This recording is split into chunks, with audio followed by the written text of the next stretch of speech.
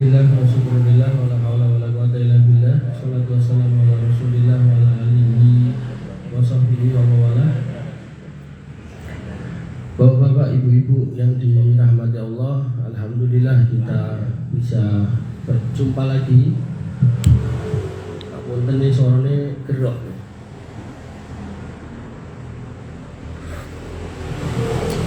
Di majelis kita ini majelis Sofa Marwah, nggih. Dalam rangkaian yang biasanya kitab Sahih Bukhari, saya masih belum megang kitabnya, artinya belum saya beli. Tapi masih dalam rangkaian pembahasan keutamaan menuntut ilmu, gitu. Dan waktu itu saya sudah menyampaikan juga ada 100 lebih keutamaan menuntut ilmu dan sudah saya sampaikan 5. Kita lanjutkan yang ke-6, yaitu keutamaan menuntut ilmu agama. Yang ke-6 yaitu Allah memerintahkan Nabi Muhammad SAW untuk meminta tambahan ilmu. Jadi sampai seorang nabi pun dikatakan oleh Allah Subhanahu wa taala, qala fata'ala Allahul malikul haq, maka Maha tinggi Allah Subhanahu wa taala, raja yang sebenar-benarnya raja. Wala taj'al bil Qur'ani min qabli ayyuqda ilaika wahyu. Dan janganlah kamu tergesa-gesa membaca Quran sebelum disempurnakan mewahyukannya kepadamu. Kemudian wa qur rabbi zidni ilman. Waalaikumsalam. Maka Allah mengatakan, katakanlah ya Rabbku, tambahkanlah kepadaku ilmu pengetahuan. Jadi Nabi tidak diminta untuk meminta harta, untuk meminta kedudukan, tapi disuruh untuk meminta ilmu. Ibnu Qayyim rahimahullah berkata, cukup dengan ayat ini yang menunjukkan keutamaan orang berilmu, karena Allah benar-benar memerintahkan nabinya yang mulia Muhammad SAW untuk meminta kepadanya tambahan ilmu. Jadi ketika kita ditambahi ilmu agama, makin dekat dengan Allah, makin ngerti tentang agama Allah, maka Nabi SAW mengatakan, may yuridillahu bihi khairan yufaqihu fiddin.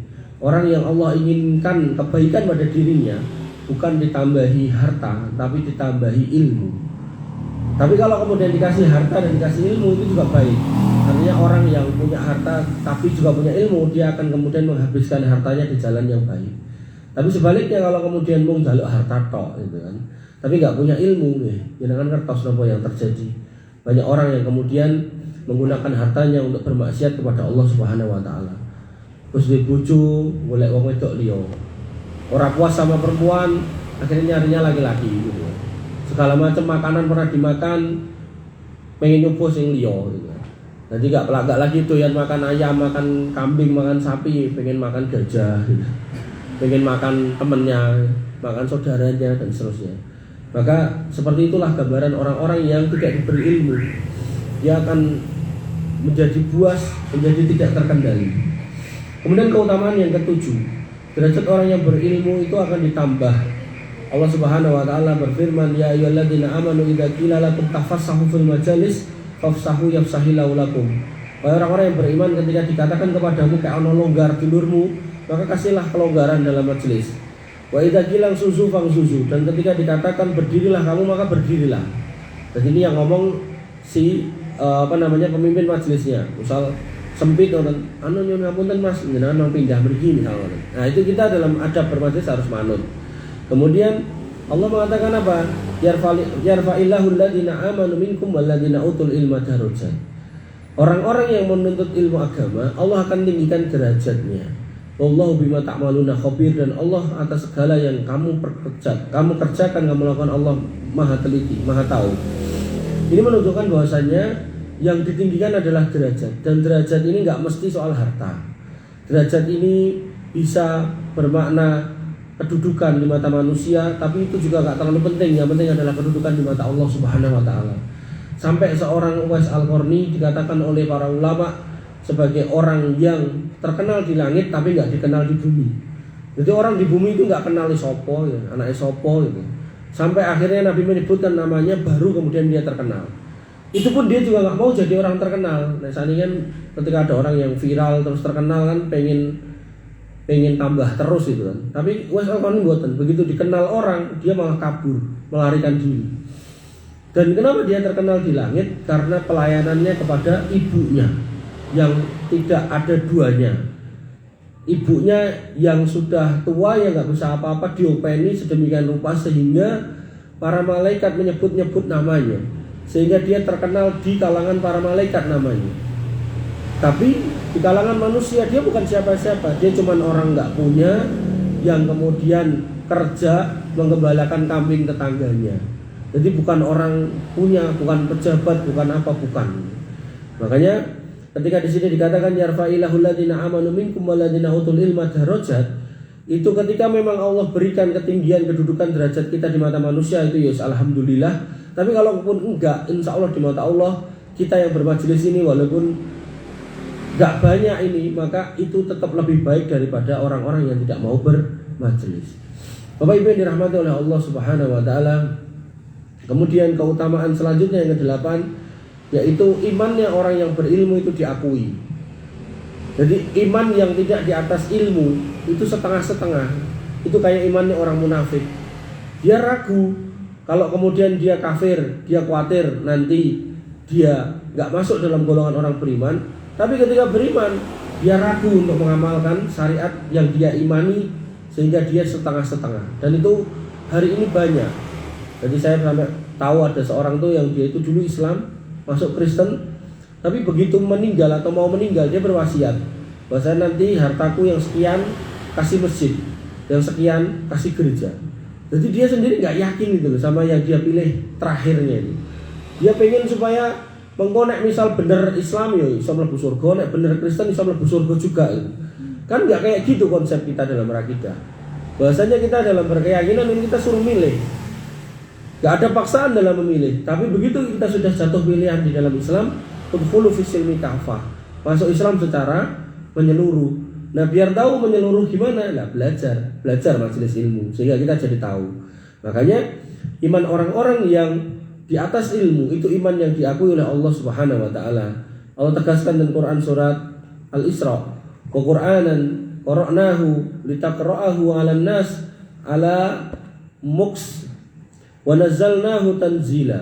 Dan Al-Qur'an itu telah kami turunkan dengan berangsur-angsur agar kamu membacakannya pelan-pelan kepada manusia, dan kami menurunkannya bagian demi bagian, sithik-sithik.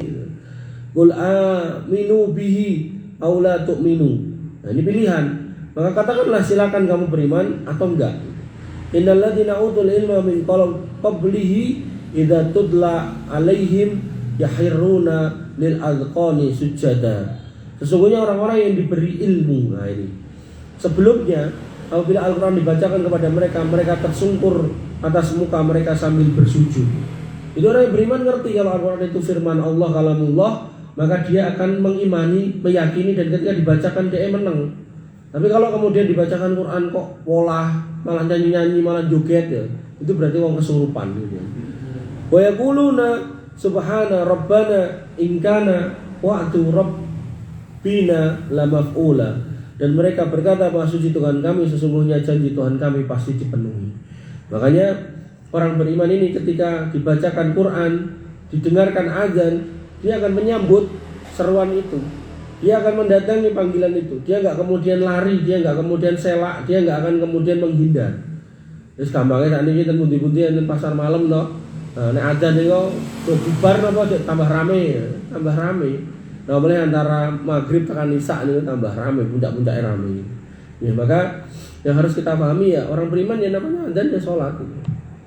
Artinya nanti setelah sholat ya silakan dagang lagi, silakan belanja lagi gitu, nggak apa-apa. Dan itu kalau panjenengan pernah ke Mekah sana, itulah contoh yang terbaik. Bagaimana kemudian begitu adzan ditutup sholat, bahkan ketika tokonya ramai sekalipun ya, mereka sholat di depan toko ya nggak apa-apa gitu. Karena yang di sekitaran Masjid Haram itu masih dihitung sebagai tanah haram. Kemudian yang ke-9, orang yang berilmu mereka lah ahlul khosyah yang paling takut kepada Allah Subhanahu wa taala. Makanya ketika kita mendapati ulama-ulama kita ketika ngisi kajian kemudian bercerita tentang surga dan neraka, atau bercerita tentang adab yang mengerikan buat mereka yang masuk neraka, mereka sering sekali kita dapati dalam bercerita itu nangis sesengguhan. Nangis, bahkan nangisnya kayak cah cilik itu. Kemudian ketika sholat tarawih itu baca ayat panjang gitu kan. Nanti begitu sampai di ayat-ayat soal neraka mereka nangis gitu. Dan kita misal bermakmum di belakangnya, ramudeng artinya apa ya? Melu nangis gitu kan. Ini menunjukkan bahwasanya pentingnya kita punya sosok-sosok orang-orang yang kita bisa jadikan suri tauladan, yang memang dia menunjukkan ketauladanan yang sebaik-baiknya. Wabil khusus dalam interaksinya kepada Al-Quran, bagaimana hatinya bisa hadir ketika membaca Al-Quran. Allah tegaskan innama yakhshallahu min ibadihil ulama. Yang disebut ulama itu takutnya kepada Allah, bukan kepada dunia. Ulama itu nggak takut miskin, nggak takut lapar. Dia hanya takut kepada Allah Subhanahu wa ta'ala. Innallaha azizun ghafur, sesungguhnya Allah Maha perkasa lagi Maha pengampun. Makanya para sahabiat dulu ketika dipamiti suaminya untuk kerja, "Dek, aku tak mangkat kerja." Maka istri-istri yang solihah itu berpesan kepada suaminya, "Mas, nahnu nasbiru alal ju."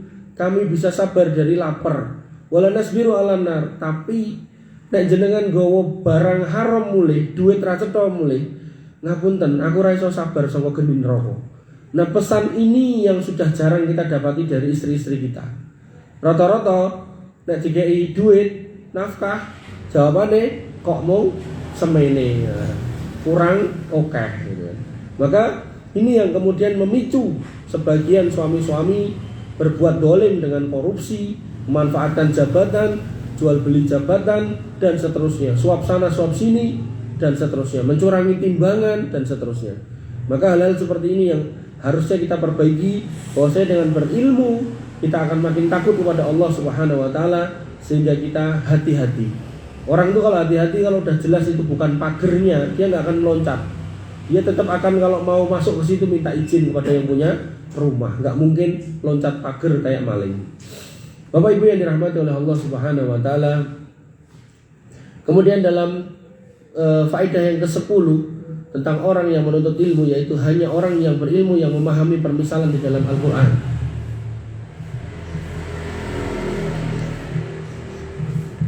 Jadi ketika Al-Quran berkisah tentang orang-orang zaman dulu kayak Fir'aun, Qarun, Haman, kemudian berkisah tentang Nabi Lut dan kaumnya, berkisah tentang Nabi Nuh dan kaumnya, berkisah tentang Musa dan Bani Israel, berkisah tentang burung ababil dan seterusnya. Maka semua kisah-kisah ini hanya akan difahami dan diimani oleh orang-orang yang berilmu. Adapun orang-orang yang enggak berilmu, dia akan mengatakan asatirul awalin, ini mau dongeng kayak dongengnya mbah-mbah biyen. Beda dengan orang yang berilmu. Allah Ta'ala mengatakan wa tilkal amsalu nadribuha linnas wa ma yaqiluha illal alimun. Maka perumpamaan-perumpamaan yang kami berikan di dalam Al-Quran itu untuk manusia, dan tidak ada yang mampu memahaminya kecuali orang-orang yang berilmu.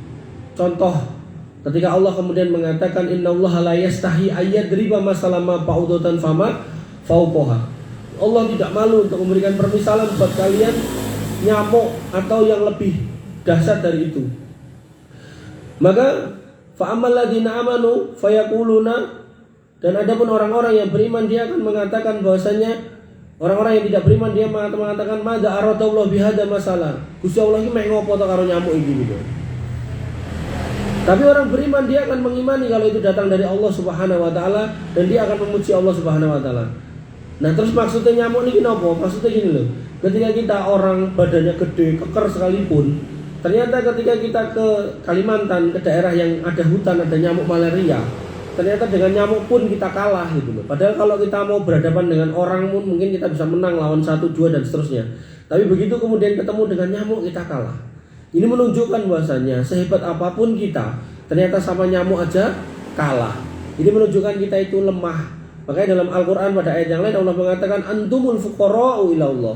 Kita semua ini orang-orang miskin di hadapan Allah Subhanahu wa taala, orang-orang fakir di hadapan Allah Subhanahu wa taala. Sehingga tidak pantas untuk kemudian menyombongkan diri.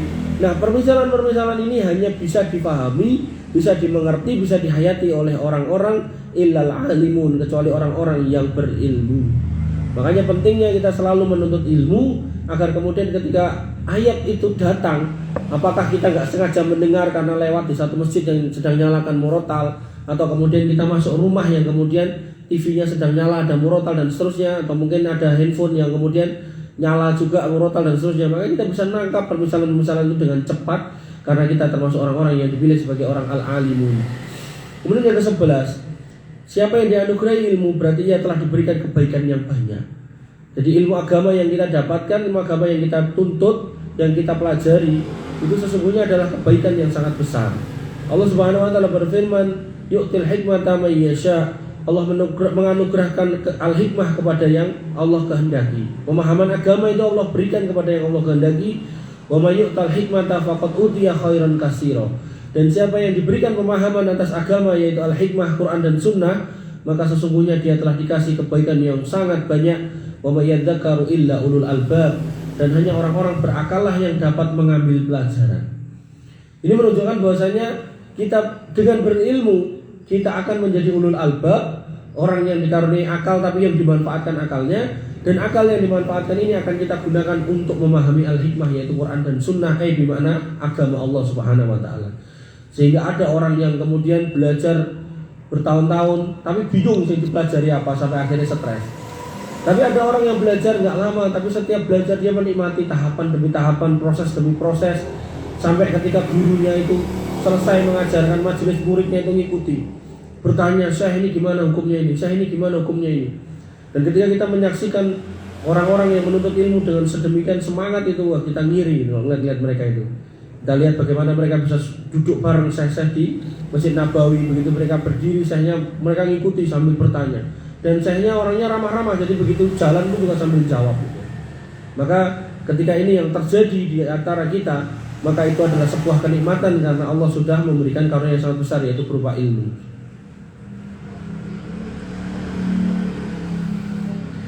Dan ilmu ini tidak bisa dipahami dengan mudah oleh semua orang kecuali orang-orang yang diberikan atau dipilih oleh Allah Subhanahu wa taala. Allah taala berfirman, "Wa anzalallahu 'alaikal kitaba wal hikmah." Dan sesungguhnya kami telah menurunkan Alkitab dan hikmah, wa 'allamaka, dan telah kami ajarkan malam takun ta'lam, yang dulu kamu enggak tahu, wa kana fadlullahi 'alaika 'azima, dan keutamaan dari Allah Subhanahu wa taala kepadamu sangat besar. Artinya ketika kita dulu nggak tahu hukum-hukum, kita dulu nggak tahu aturan-aturan agama, kita dulu nggak tahu materi-materi agama, sekarang kita tahu mana itu yang tauhid, mana itu yang syirik, mana itu yang sunnah, mana itu yang bid'ah, mana itu yang halal, mana itu yang haram. Maka hakikatnya kita sudah mendapatkan karunia yang sangat besar yaitu ilmu.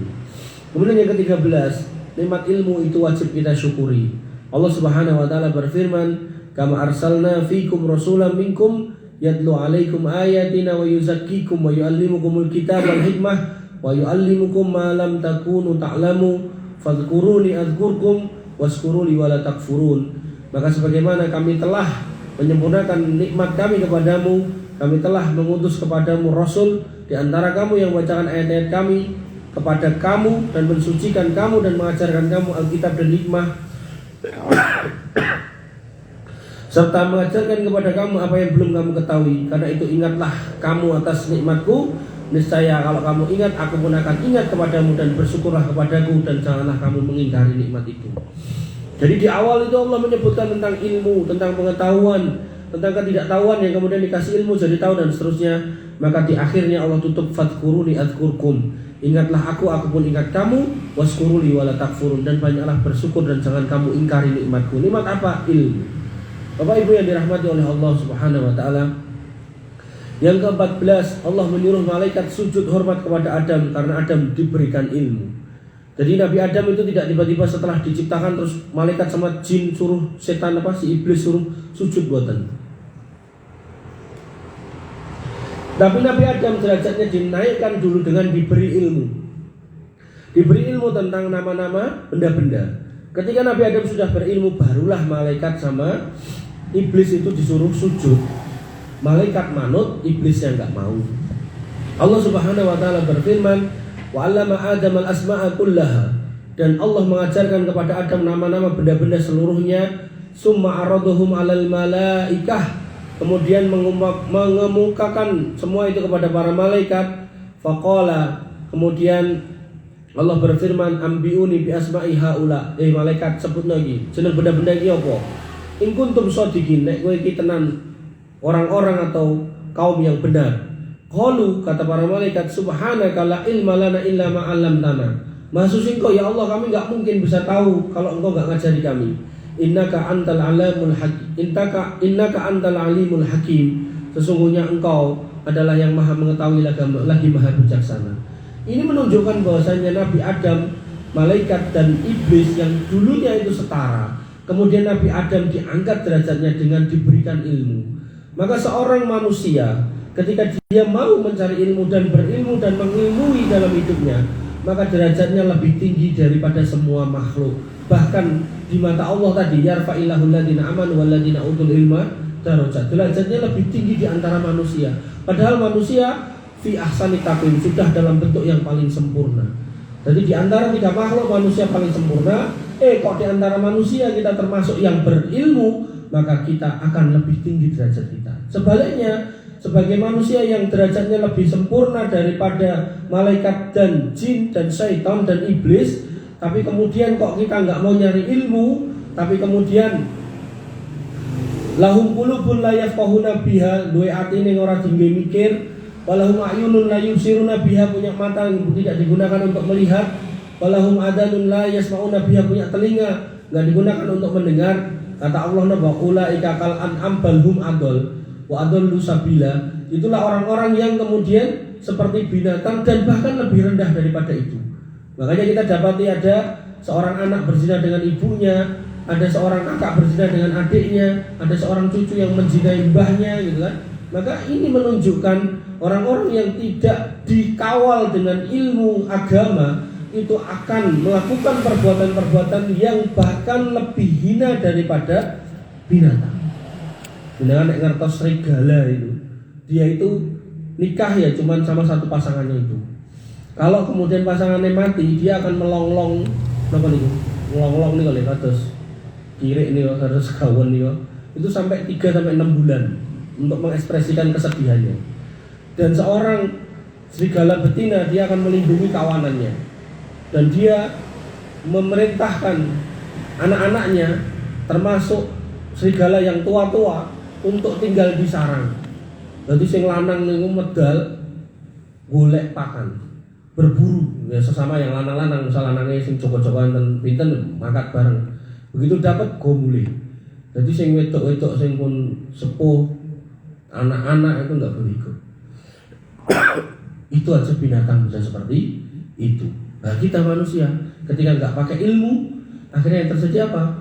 Tadi anak itu dulure harusnya diopeni malah dipiloro, warisane ponakane kudune dijogo, mungkin nek gede dikeke malah dipek dhewe dan seterusnya. Maka itu potret bagaimana kemudian hidup manusia tanpa ilmu itu benar-benar mumet. Dan saya ketemu orang yang seperti itu luar biasa. Makanya ketika kita membaca berita-berita banyak orang yang kemudian stres, bunuh diri, ya wajar. Karena apa?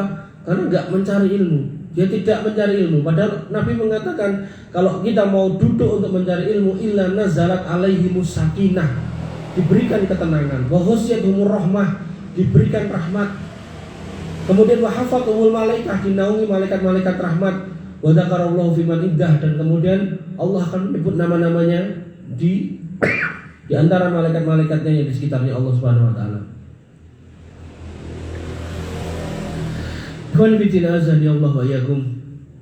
Kemudian yang ke-15, Allah mencela orang bodoh dalam banyak tempat. Jadi orang bodoh, orang yang nggak mau nyari ilmu itu dicela di banyak ayat.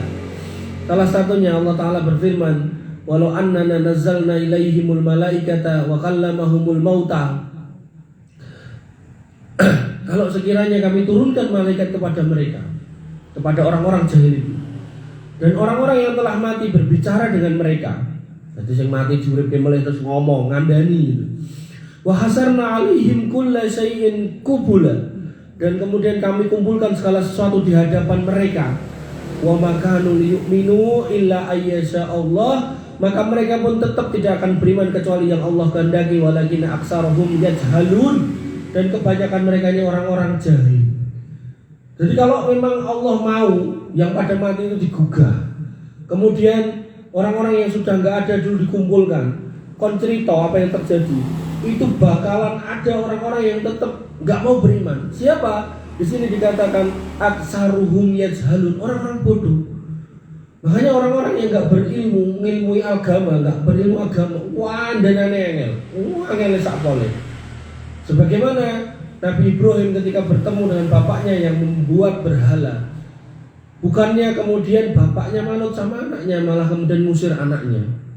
Minggat oleh ini, usah ngelokke Tuhanku, kono lunga. Dan Ibrahim mau pergi dengan berjanji untuk memintakan ampun kepada Allah Subhanahu wa taala. Sampai kemudian dipertemukan dengan bapaknya di akhirat. Kemudian Ibrahim alaihissalam mengatakan, "Lho Pak, mbok ya jenengan biyen manut kalih kula. Bapaknya semau kok oleh saiki aku tak manut karo kowe." Kemudian Ibrahim menghadap Allah Subhanahu wa taala dan meminta ampun untuk bapaknya, tapi Allah mengatakan apa? Enggak ada tempat buat orang kafir hari ini. Sudah enggak ada. Dan Ibrahim ketika meminta, beliau pun mengatakan kepada Allah Subhanahu wa taala, "Ya Allah, Engkau sudah berjanji tidak akan membuat kesedihan padaku di hari ini, dan aku meminta agar Engkau mengampuni bapakku, karena kesedihan apa yang lebih besar dari seorang anak ketika mendapati bapaknya masuk neraka." Tapi apa kata Allah? Gak ada tempat buat orang kafir. Ini menunjukkan statement tegas dari Allah Subhanahu wa taala bahwasanya orang yang tidak berilmu itu rawan sekali sesat, rawan sekali salah jalan. Makanya saya kadang pernah bercerita tentang Ahmad Musaddiq, nabi palsu dari Bogor. Nabinya wis tobat, tapi pengikutnya orang mari, malah gawe gavatar gitu kan. Ini banyak. Maka ada orang-orang yang kemudian ikut aliran sesat A, begitu alirannya bubar atau dibubarkan pemerintah, gawe B, gawe C, gawe D. Dia nggak berhenti. Kenapa? Karena dia tidak melandasi dengan ilmu. Sing dijadikan pondasi keikutsertaannya itu cuma nafsu. Piye carane melu, ngono golek urip, golek mangan. Nah, ini hal yang kurang tepat. Makanya ketika kita menambah ilmu bermajelis, pastikan lillahi ta'ala, agar kemudian Allah angkat kejahilan kita dan Allah turunkan hidayah kepada kita, agar kemudian kita istiqomah sampai akhir hayat. Bapak Ibu yang dirahmati oleh Allah Subhanahu wa taala, pada ayat yang lain Allah menegaskan, am tahsabu anna aksarahum yasma'una aw yaqilun, atau apakah kamu mengira bahwa kebanyakan mereka itu mendengar atau memahami? Inhum illa kal an'am, kebanyakan mereka hanya seperti binatang ternak. Balhum adollu sabila, bahkan mereka itu lebih sesat jalannya daripada binatang ternak. Binatang ternak niku nek diumbar cek ngerti dalan mulih. Lah manusia ketika Allah turunkan dari surga, hakikatnya sebenarnya jalan pulang kita harusnya ke surga, kembali ke rumah mbah kita, yaitu Mbah Adam. Lah kok menungso sebagai putune Mbah Adam, kudune mudiknya ke kampung halaman, ke rumahnya Mbah Adam di surga, malah milih lebu omahe wong liya. Nggih menika papan panggonane iblis, nggih menika ten neraka. Jadi umpami saya punya mbah, terus saya di luar kota, terus saya bilang sama teman saya, aku meh mudik, omahe mbahmu ngendi Solo gitu, misal ngoten. Terus saya kok malah orang yang Solo, tapi malah saya ke Jawa Barat, gitu. Itu berarti kan putu sing lali mulih gitu kan. Maka di sini dikatakan balhum adallu sabila, dan lebih jelek jalannya daripada binatang ternak. Karena binatang ternak dengan umbar itu bisa balik, kambing bisa balik ke kandangnya, bahkan sapi di beberapa tempat bisa balik ke kandangnya, kerbau juga demikian. Tapi manusia kok orang mulih ning omahe asale, maka itu lebih sesat daripada binatang ternak. Bapak Ibu yang dirahmati oleh Allah Subhanahu wa taala, yang ke-16, ilmu itu adalah kehidupan dan cahaya. Imam Asy-Syafi'i pernah mengeluh tentang susahnya menghafal kepada gurunya. Sakautu ila waqi'in su'ahifdi fa arsadani ila tarki ma'asi. Aku pernah mengeluh kepada guruku Imam Waqi' tentang susahnya menghafal, maka beliau menasihati untuk meninggalkan perbuatan maksiat. Fa innal ilma nurun, kata beliau, karena ilmu itu cahaya. Wa nurullah la yuhdalil asi, dan cahaya Allah enggak akan bisa menjadi petunjuk buat ahli maksiat.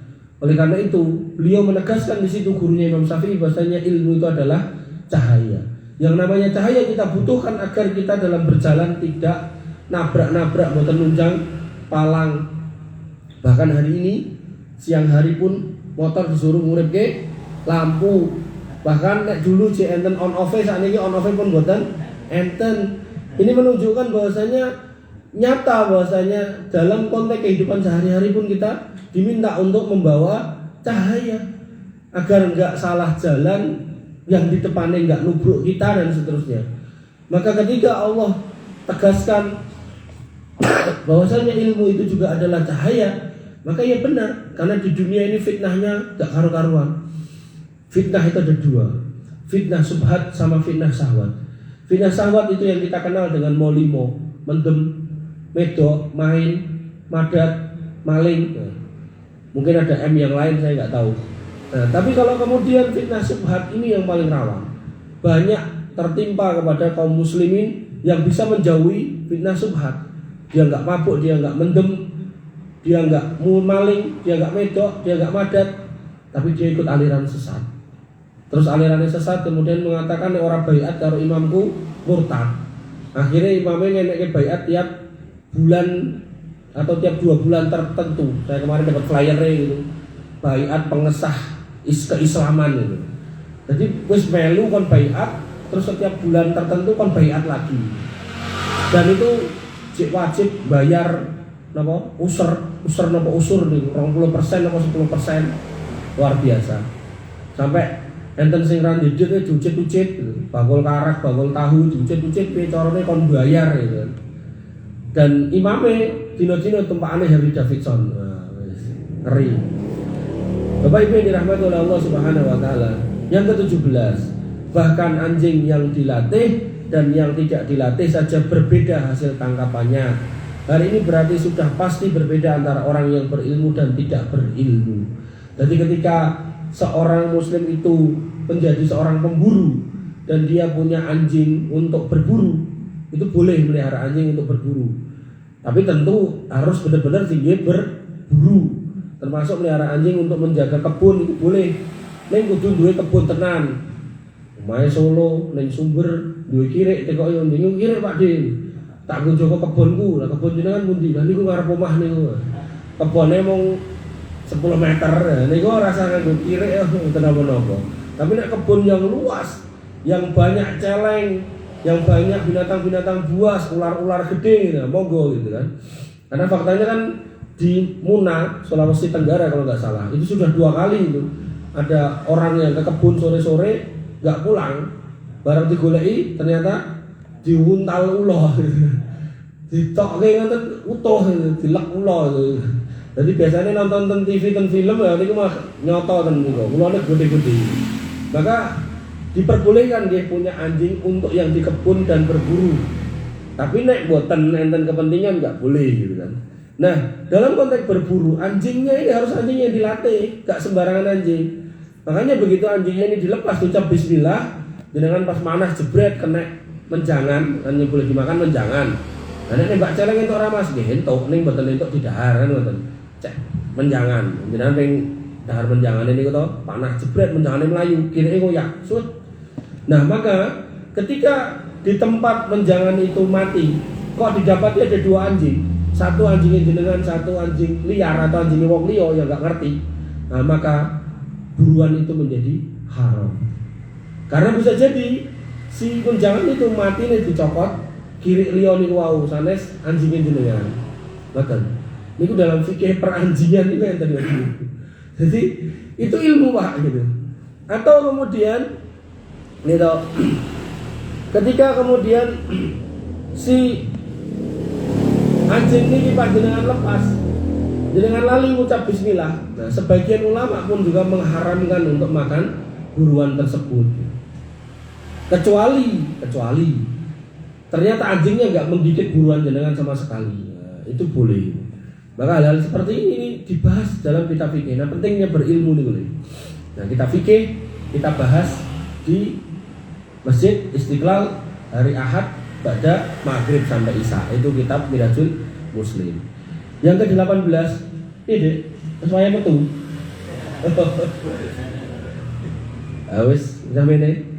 Yang ke-18, Nabi Musa saja disuruh bersafar untuk belajar kepada seorang alim yaitu Nabi Khidir. Nah, Allah Subhanahu wa taala berfirman, wa idz qala Musa li fatahu. Dan ingatlah ketika Musa berkata kepada muridnya, la atrahu hatta ablugha majma'al bahraini aw amdiya hukuba. Maka aku tidak akan berhenti berjalan sebelum sampai ke pertemuan dua lautan, dan aku akan berjalan sampai bertahun-tahun. Jadi Nabi Musa aja berangkat untuk mencari ilmu. Qala lahu Musa hadza attabi'uka ala an tu'allimani mimma ulimta rusda. Musa berkata kepada Khidir, bolehkah aku mengikutimu derek jenengan supaya panjenengan ngajarkan kepadaku ilmu yang benar di antara ilmu-ilmu yang telah diajarkan Allah kepadamu. Ibnu Qayyim rahimahullah menjelaskan ayat di atas bahwa Musa itu datang bukan untuk memberikan ujian, tetapi dia benar-benar ingin belajar. Jadi bukan berarti Musa ini nek wis nabi terus pengpengan boten. Bahkan Musa niku kan menuntut ilmu tentang Nabi Khidir. Ini menunjukkan ilmu itu penting sekali buat orang yang beriman. Bahkan seorang nabi yang sudah dipilih pun suruh belajar. Yang ke-19, tidak semua orang disuruh untuk pergi berjihad. Harus ada yang tinggal untuk belajar agama.